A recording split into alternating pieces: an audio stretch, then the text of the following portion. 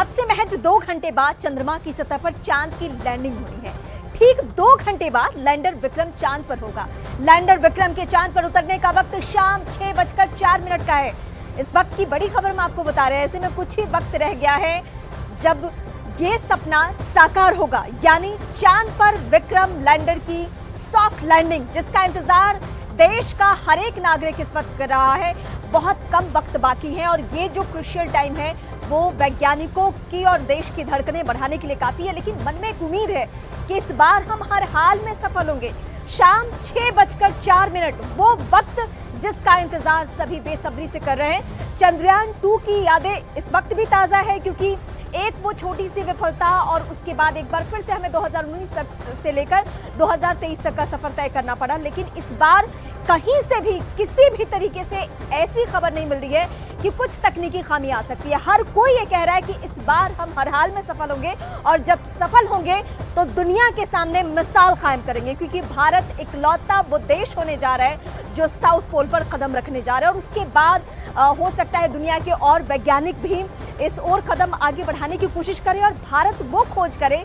जब भी इस बात की चर्चा होगी तो हमेशा भारत का ही नाम लिया जाएगा। तो महज कुछ वक्त का इंतजार, विक्रम लैंडर भी इंतजार कर रहा है कि वो चांद पर कैसे लैंड करेगा। तो आखिरी वक्त शुरू हो चुका है, आप यूं कह सकते हैं कि काउंटडाउन शुरू हो चुका है। शाम 4:01।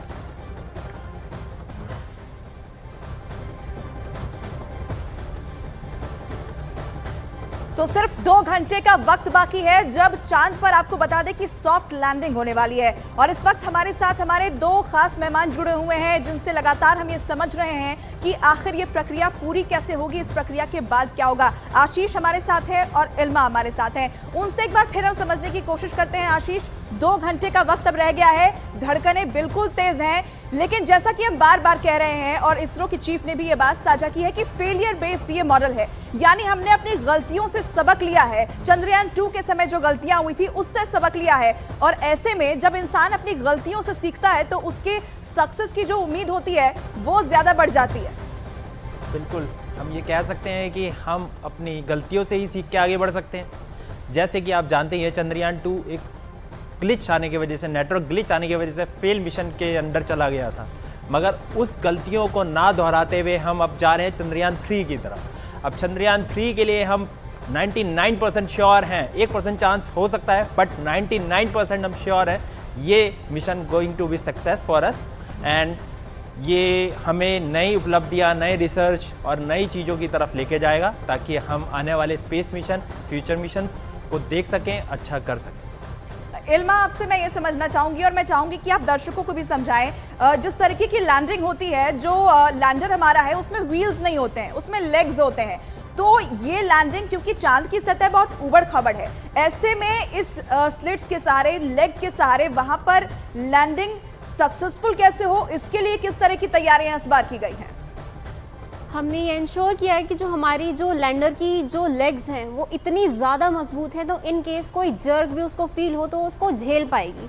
तो बेसिकली जो लाइक लास्ट टाइम हमारा लैंडर था वो स्पीड की वजह से थोड़ा सा क्रैश कर गया था, बिकॉज ओवर स्पीडिंग थी। बिकॉज हमारी जो स्टार्टिंग स्पीड होती है वो thousands of kilometre per hour से लेके हमें पहुंचना होता है 2 मीटर पर सेकेंड। आप देख रहे हैं कितना ज़्यादा हमें डिसेंट इन स्पीड चाहिए, तो अचानक से उतना कम स्पीड ऑब्टेन करना पॉसिबल नहीं होता है। तो वो हम स्टेजेस में करते हैं धीरे धीरे, और फाइनली जब हम लैंड करने वाले होते हैं तब भी हम इंश्योर करते हैं कि हाँ हम सेफली लैंड करें।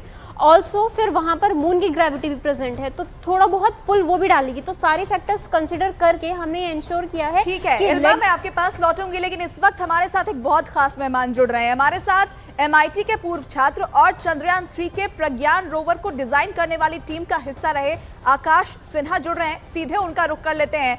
आकाश, हम लगातार अपने गेस्ट की मदद से, एक्सपर्ट्स की मदद से दर्शकों को समझा भी रहे हैं कि लैंडिंग कैसे होगी, लेकिन हम आपसे ये जानना चाहेंगे कि प्रज्ञान रोवर के उतरने की प्रक्रिया क्या होगी। जरा विस्तार से हमारे दर्शकों को इसके बारे में बताइए। नमस्कार। तो एक बार जब लैंडिंग कंप्लीट हो जाएगी तो उसके बाद एक 20 मिनट का समय रहेगा जो कि हम वेट करेंगे, सो दैट लैंडिंग की वजह से जो लूनर डस्ट उठी है वो डस्ट सेटल हो जाए। जब वो डस्ट सेटल हो जाएगी तो उसके बाद लैंडर में से एक रैंप नीचे आएगा और उस रैंप के थ्रू प्रज्ञान रोवर बाहर आएगा। और प्रज्ञान रोवर अगर आप देखें तो फाइनल जो आउटपुट है हमारे मिशन का वो प्रज्ञान रोवर के थ्रू ही है। जो भी सारे एक्सपेरिमेंट्स वहाँ पे होंगे वो उसमें एक ड्रिलिंग मैकेनिज्म है, वो ड्रिल करके वहाँ से सब्सटेंसेस निकालेगा और उसको स्पेक्ट्रोमीटर से मेजर करेगा कि इसमें किस तरह की केमिकल कॉम्पोजिशन है। तो ये सारा काम प्रज्ञान रोवर करेगा और इस रोवर को बहुत स्मार्टली डिजाइन किया गया है, जिसके बारे में हम कर सकते हैं डिस्कस।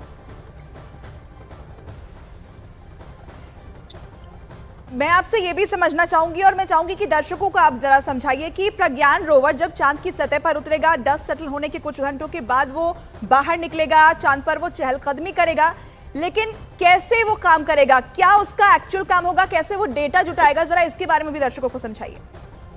तो प्रज्ञान रोवर में हमने बहुत कुछ स्मार्ट डिजाइन किया है। स्पेशली एक तो उसका कॉस्ट हमने जैसे नासा और इन तरह बाकी स्पेस एजेंसी से काफी कम रखा है, क्योंकि हमने उसमें जो मेन सेंसर है वो सिर्फ उसकी 2 आंखें हैं। जैसे हमारी 2 आंखें, हमने उस पर 2 कैमरा लगाए हुए हैं फ्रंट पे। उन 2 कैमरास की मदद से वो एक 3D मॉडल जनरेट करेगा। जब भी वो जैसे वो चांद के सामने देखेगा कि क्या दिख रहा है, दोनों कैमरे अलग अलग फोटो लेंगे और 3D मॉडल बनेगा। उस 3D मॉडल की मदद से उसको पता चल जाएगा कि चांद पे कहाँ पे ऊबड़ खाबड़ सतह है, कहाँ पे पत्थर है, पत्थर की ऊंचाई क्या है, या कोई गड्ढा है तो उसकी डेप्थ क्या है, कितनी दूर है कोई पत्थर। तो जब ये 3D मॉडल बन जाएगा तो वो एक प्लान बनाएगा, अपना पाथ प्लान, और उस पाथ प्लान के हिसाब से फिर वो मूव करके जाएगा।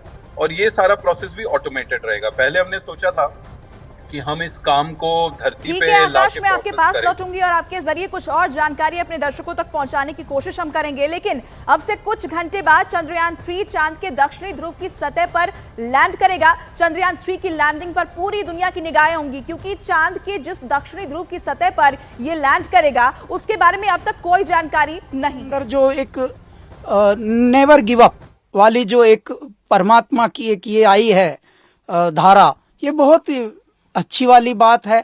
और इसके लिए हम हमारे आदरणीय प्रधानमंत्री जी को भी नमन करते हैं कि आज उनके नेतृत्व में भारत हर क्षेत्र में प्रगति कर रहा है और हर क्षेत्र के लोग थोड़े आत्मविश्वासी हो गए हैं। और इसलिए बहुत खुशी मिलती है कि कहीं भी हो, भारत को जो प्यार करने वाले हैं उनके लिए ये बड़े गर्व का पल है कि चंद्रयान अपनी कक्षा में उतरने वाला है। जबकि अवस्थाएं, साइंस, विज्ञान ये बहुत विकट बात है, लेकिन इनमें भी हमारे भारतीयों के मस्तिष्क को मैं नमन करता हूं कि वो बिल्कुल डटे हुए हैं मेहनत करके, और पीछे से उनको सहारा मिल रहा है हमारे आज के नेतृत्व का। तो दोनों